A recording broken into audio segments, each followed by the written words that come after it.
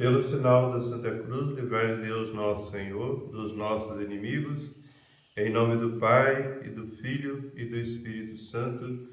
Amém. Caríssimos e amados irmãos em nosso Senhor Jesus Cristo,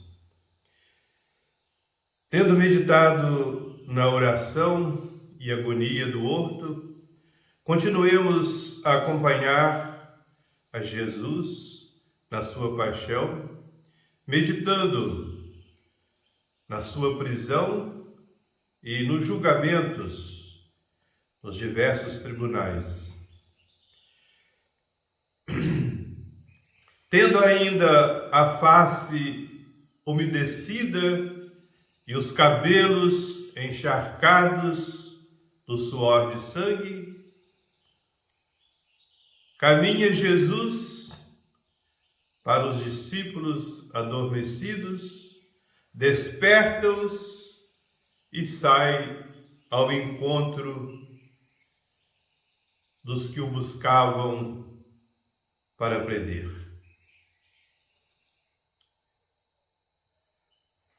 Momento terrível. Era chegada a hora do triunfo das trevas. Alta ia a noite. Os arbustos secos estalam ao peso dos passos de pérfidos e cautelosos soldados. Lá ao longe se ouvem gritos sinistros. Aparecem finas pontas de lança. Aproximam-se os inimigos de Cristo. À frente,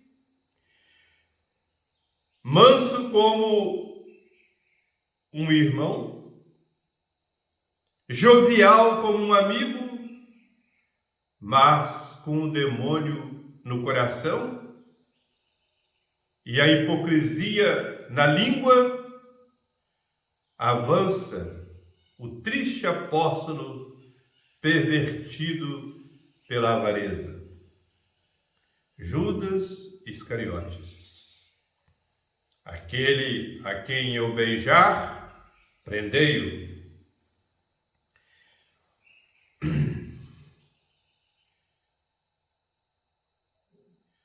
O miserável traidor encosta seus lábios hipócritas e criminosos ao rosto sacrossanto do Filho de Deus. E depois, Jesus, afastando-o de leve, como para vê-lo bem de frente, murmurou-lhe baixinho: pois assim, com um ósculo, entregas o Filho do Homem? Amigo, que vieste aqui fazer? E tão adormecido lhe estava o remorso da consciência que não despertava Judas a essa voz divina que o chamava para a vida e para a graça. Caríssimos, vejo assim dois homens que se abraçam e que se beijam. Judas e Jesus, o lobo e o cordeiro, a bondade e a perfídia, o amor e o ódio, a santidade e o pecado.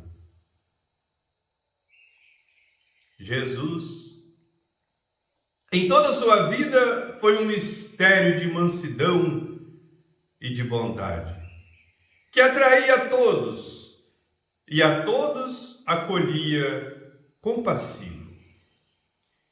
Tinha gestos de misericórdia que faziam prostrar-se a seus pés contritas e regenerados, as Madalenas penitentes e gratas. Tinha olhares de infinita piedade que penetravam no íntimo das consciências, transformando-as e purificando-as e levando o bálsamo da esperança aos pobres corações desalentados. Mas, caríssimos, aqui, abraçado a este homem infame, estreitando contra o seu coração essa ferida repelente e infecta, colando seus lábios puríssimos nessa fronte marcada pela mais revoltante de todas as baixezas. Nesse inesquecível abraço, eu vejo mais belo, mais compassivo, mais generoso do que nunca, porque o vejo infinitamente amável, infinitamente misericordioso. Judas e Jesus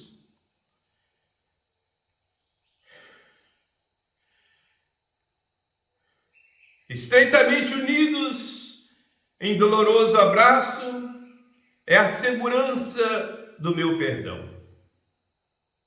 Caríssimos, tomemos nós o lugar vazio no coração de Jesus, rejeitado por Judas, orgulhoso e mau, e humildes e dóceis. Atiremo-nos em seus braços, com lágrimas de arrependimento e protestos de gratidão. Dado o beijo traidor, logo os algozes lançam-se como feras sobre Jesus. E algemado como um bandido, levam-no à cidade. Assim preso, manietado, posto entre os malfeitores, lá segue Jesus para o palácio dos pontífices, onde o aguarda Anás para um simulacro de processo. E Jesus olhou em volta de si.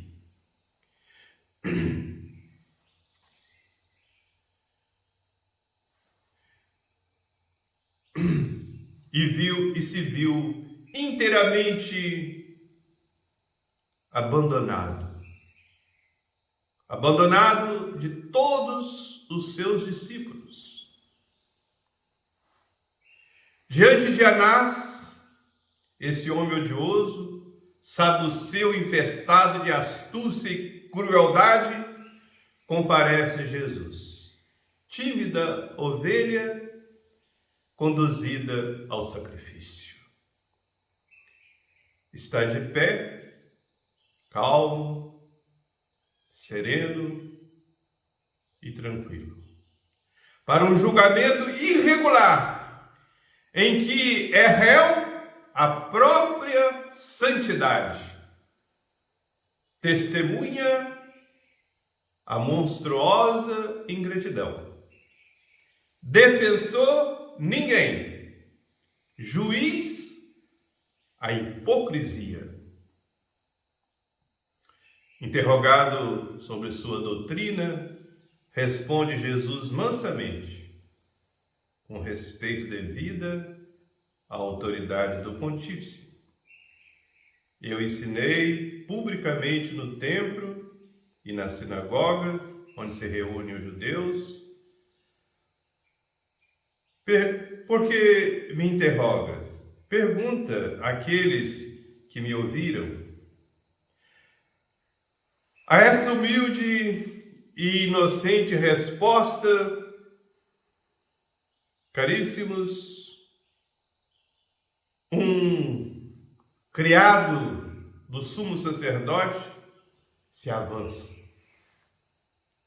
Levanta sua mão sacrílega e descarrega uma pesada bofetada naquela face augusta que arrebata os anjos. Ah, exclama Santo Efrem, a terra estremeceu. O céu se revoltou, os anjos se horrorizaram e velaram a sua face. Mas o pontífice não protestou.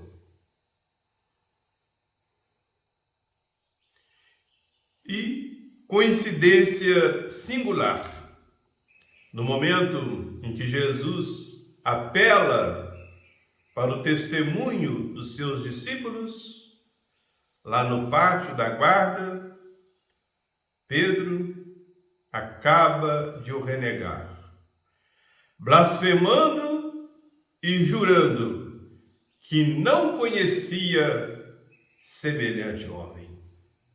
Nem fala o nome de Jesus. Não conheço tal homem. Caríssimos, na virtude como no pecado, há sempre uma gradação perfeita. Desprezar uma graça é desmerecer outra graça. Ceder agora à tentação é preparar o desastre de amanhã. Tal é o exemplo da negação de Pedro. No fundo, é o orgulho, que se fia em si mesmo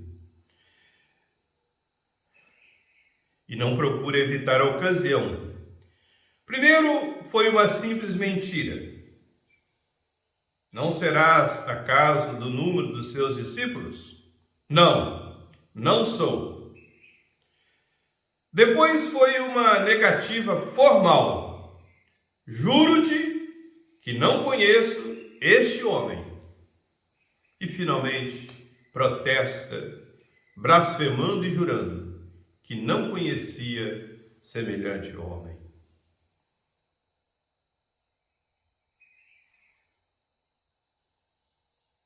Pedro, você não foi escolhido por Jesus para ser o primeiro chefe da sua igreja?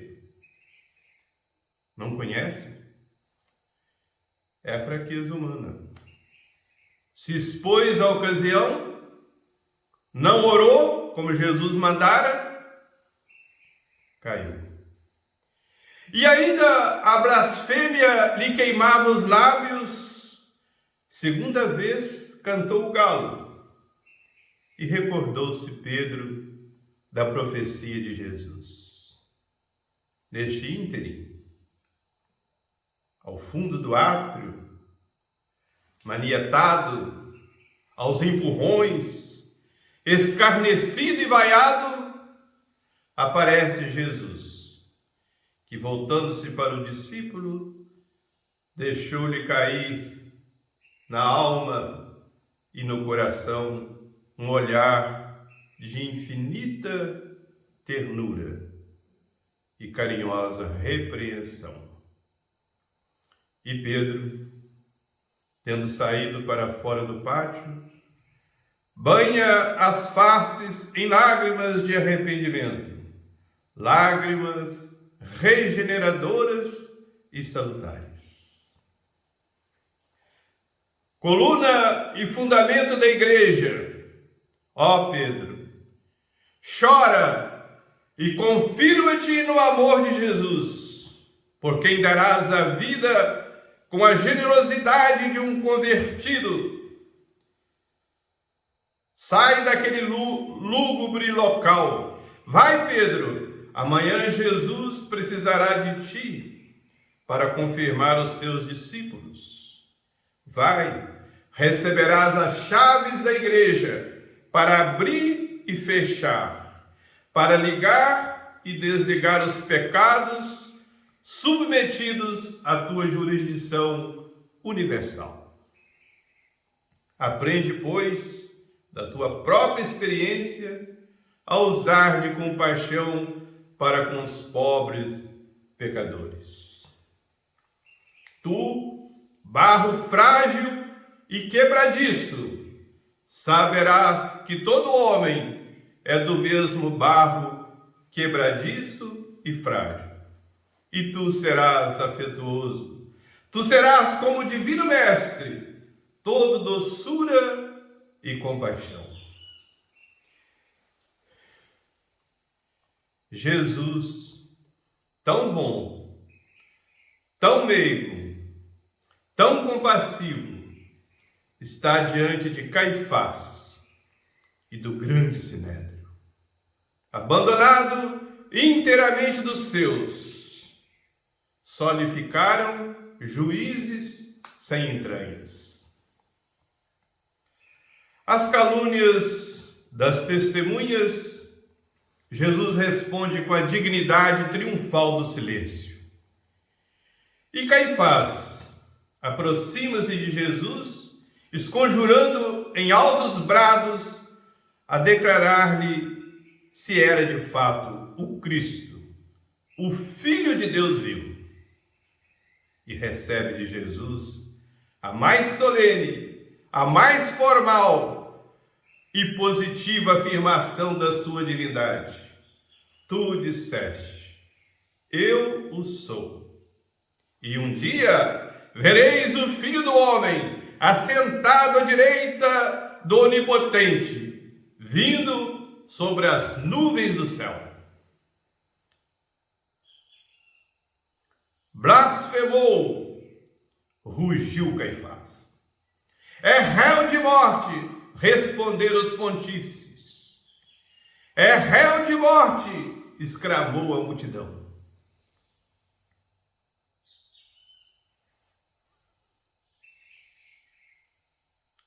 Arrastado pelos pontífices, comparece Jesus perante o tribunal de Pilatos, governador romano. Pilatos e Jesus se acham em face um do outro. És tu verdadeiramente o rei dos judeus? Perguntou o governador. Com olhar profundo, sonda Jesus a alma do governador, interrogando-o. Dizes isso de ti mesmo? Ou repetes o que outros te disseram de mim? O meu reino, continuou Jesus, não é deste mundo. Se o meu reino fosse deste mundo, os meus servos teriam combatido para que eu não caísse nas mãos dos judeus. Portanto, replica o governador, és tu verdadeiramente rei? Tu disseste, eu sou rei. Eu vim ao mundo para dar testemunho da verdade. E murmurou Pilatos, a verdade? Que é a verdade? Mas ficou só nisso. A verdade era Jesus, né? E a multidão se avolumava mais e mais, excitada pelos pontífices. É um malfeitor!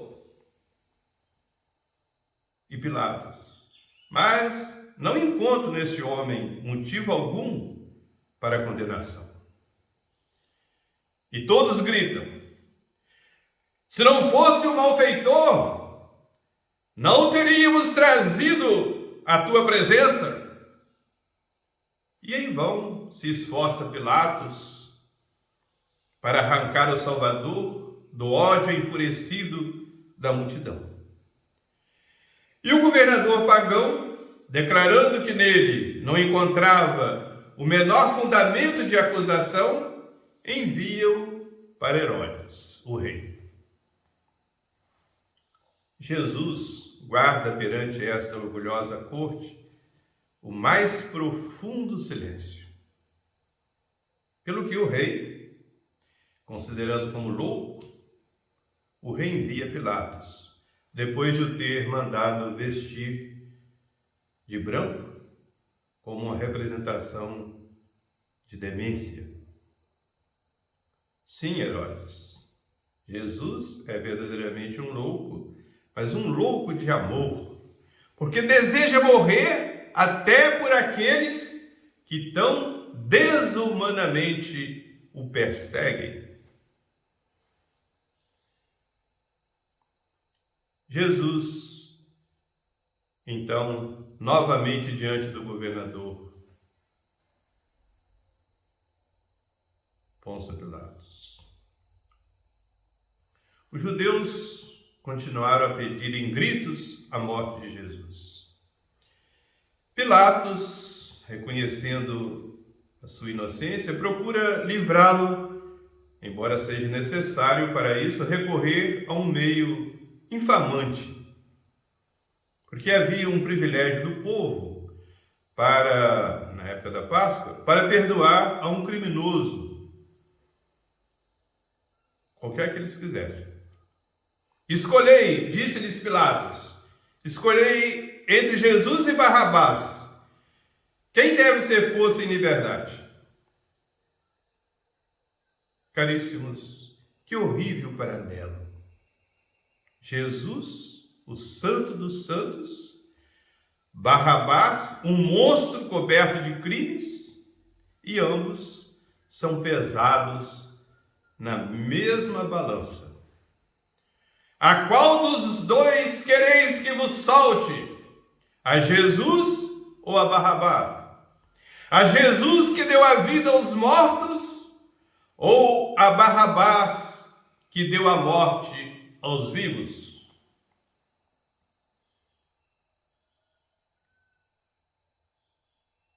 E a multidão grita: livrai a Barrabás, condenai à morte a Jesus. Gritaram todos a uma só voz. Ó cúmulo de abominação!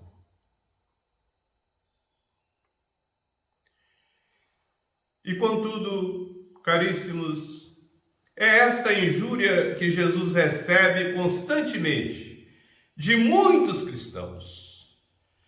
E não é um ladrão, nem um assassino que nós preferimos a Jesus. É um metal, uma vil criatura, uma satisfação criminosa, um degradante prazer de um momento. E quem sabe se agora eu dissesse a alguns: a quem quereis crucificar em vossa alma, Jesus ou o torpe objeto de vossos criminosos desejos? Alguém me responderia: que morra Jesus, contanto que minhas paixões sejam satisfeitas. Caríssimos e amados irmãos em nosso Senhor Jesus Cristo, compadecei-vos da dor de Jesus. Mostrai-lhe o vosso reconhecimento. Pedi que o seu sangue caia em abundância sobre vós e sobre todas as almas. Que ele caia sobre os corações mais duros para os enternecer, sobre os mais manchados para os purificar, sobre todos para os salvar. Amém.